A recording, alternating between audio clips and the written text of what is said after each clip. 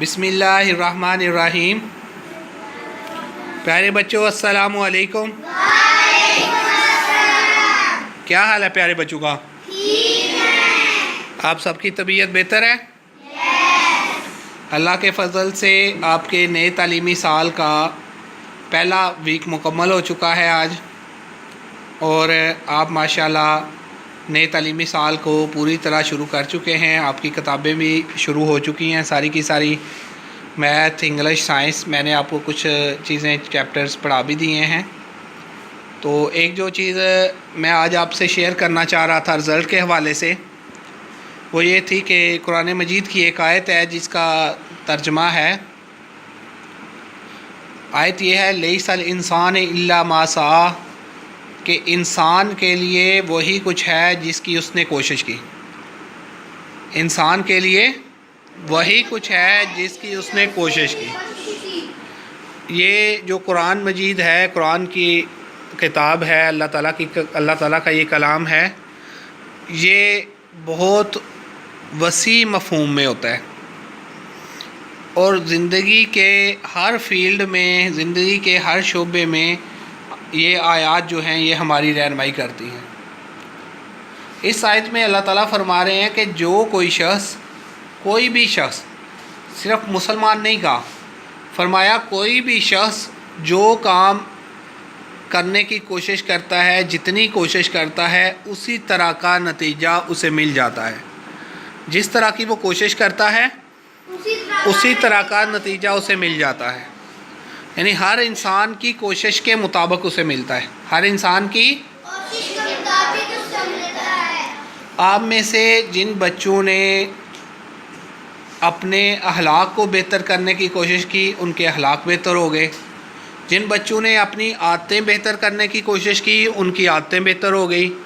جن بچوں نے اپنے سالانہ امتحان کے رزلٹ بہتر کرنے کی کوشش کی، ان کے امتحان کے رزلٹ بہتر ہو گئے۔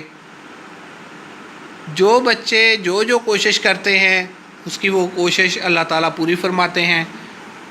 ہر انسان، یہاں پہ مسلمان نہیں کہا کہ یعنی یہ نہیں کہا کہ مسلمان جو محنت کریں گے ان کی محنت پوری کی جائے گی، اس کا نتیجہ پا لیں گے، بلکہ فرمایا کہ کوئی بھی انسان جو محنت کرے گا وہ اس کا نتیجہ پا لے گا۔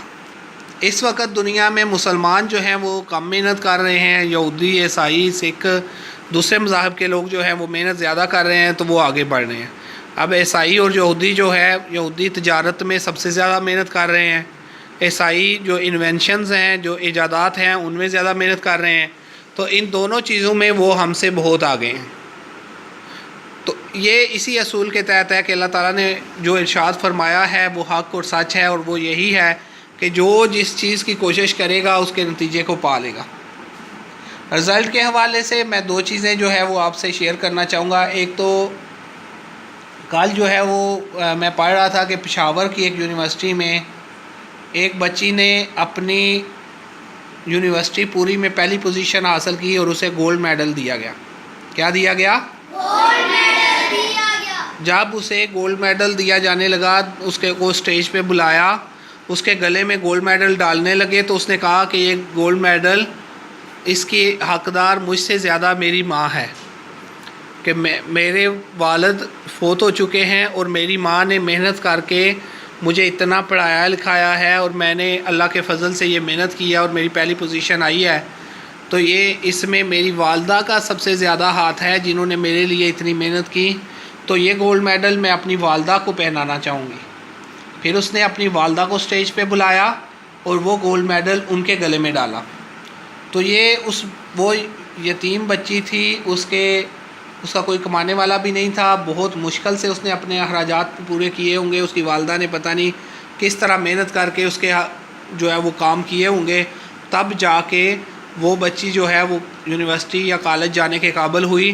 لیکن ادھر جا کے اس نے محنت کر کے یہ بتا دیا کہ کوئی بھی بندہ محنت کرے گا تو اس کو اس کا پھل مل جائے گا۔ وہ جتنا بھی غریب ہو، غریب امیر، اس کا کوئی چکر نہیں ہے، محنت کا نتیجہ جو ہے وہ ہر انسان کو مل جاتا ہے۔ ایک واقعہ تو میں نے آپ سے یہ شیئر کرنا تھا، اور ایک واقعہ ادھر جنگ سائڈ کا ہے۔ اس میں جو 10th کلاس کا یا 9th کلاس کا رزلٹ آیا ہے، اس میں ایک جو جوتے سلائی کرنے والا موچی تھا، اس کی بیٹی کی بورڈ میں پہلی پوزیشن آئی ہے۔ تو اس کی بیٹی جو ہے اس کو جب پہلی پوزیشن پہ پرائز ملا تو وہ اپنے بابا کا بڑا شکر ادا کر رہی تھی، شکریہ ادا کر رہی تھی۔ وہ کہہ رہی تھی کہ یہ میرے بابا کی محنت ہے جنہوں نے لوگوں کے جوتے سلائی کر کے تو مجھے اتنا پڑھایا، اور میں نے اپنی محنت کی تو اللہ تعالیٰ نے مجھے اس کا پھل دیا کہ میری پورے بورڈ میں پہلی پوزیشن آئی۔ تو وہ انتہائی غریب گھرانہ تھا، انتہائی غریب بچی تھی، اتنی کہ شاید اس کے پاس پہننے کے لیے نئے کپڑے بھی نہیں تھے، پہننے کے لیے نئے جوتے بھی نہیں تھے۔ اس کے بابا نے اس کے جوتے خود ہی سلائی کر کے اسے دیے ہوں گے، لیکن محنت اس نے اتنی کی کہ بورڈ میں اس کی پہلی پوزیشن آ گئی۔ تو پڑھائی کی پوزیشن کا امیری اور غریبی سے کوئی تعلق نہیں ہے۔ کوئی بچہ یہ نہیں کہہ سکتا کہ میں چونکہ غریب ہوں تو اس لیے میری پوزیشن نہیں آ سکتی، بلکہ جو بھی بچہ جتنی محنت کر رہا ہے اللہ تعالیٰ اس کو اتنا اجر، اتنا رزلٹ عطا کریں گے۔ پھر جب آپ کے والدین آپ کے لیے یہ ساری محنت کر رہے ہیں، آپ کے لیے آپ کی فیسیں دے رہے ہیں، آپ کو یونیفارم لے کے دے رہے ہیں، آپ کو کتابیں کاپیاں لے کے دی ہیں، اسکول بھیجائیں، تو اب آپ کا بھی فرض ہے کہ آپ محنت کر کے والدین کو خوش کریں۔ آپ میں سے جس بچے کے بہت اچھے نمبر آئے ہیں پچھلے امتحان میں، اس کے والدین یقیناً بہت خوش ہوئے ہوں گے۔ آپ ہی کی گلی میں کچھ بچے ایسے بھی ہوں گے جو فیل ہو گئے ہیں، ان کے والدین ان پہ ناراض بھی ہوں گے، ان کو ڈانٹا بھی ہوگا، محلے میں جا کے ان کی والدہ نے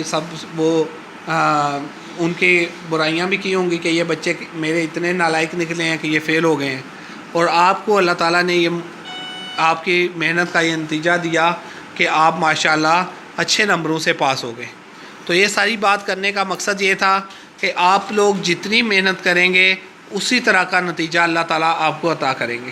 اللہ تعالیٰ کسی کی محنت کو ضائع نہیں کرتے، اس لیے آج سے یہ نئے تعلیمی سال کا جو آغاز آپ نے پچھلے ہفتے سے کیا ہے، ابھی سے یہ ذہن بنا لیں کہ میں نے محنت کر کے دوسروں سے آگے نکلنا ہے، اور جو اچھی باتیں کلاس میں، ہوم ورک میں، کلاس ورک میں پڑھنی ہے ان کو اپنی زندگی میں لے کے آنا ہے۔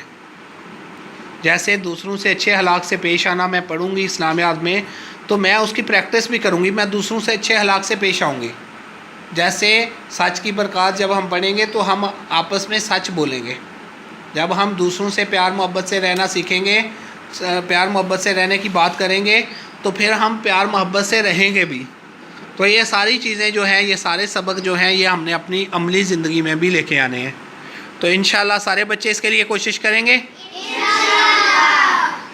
شاباش۔ السلام علیکم ورحمۃ اللہ۔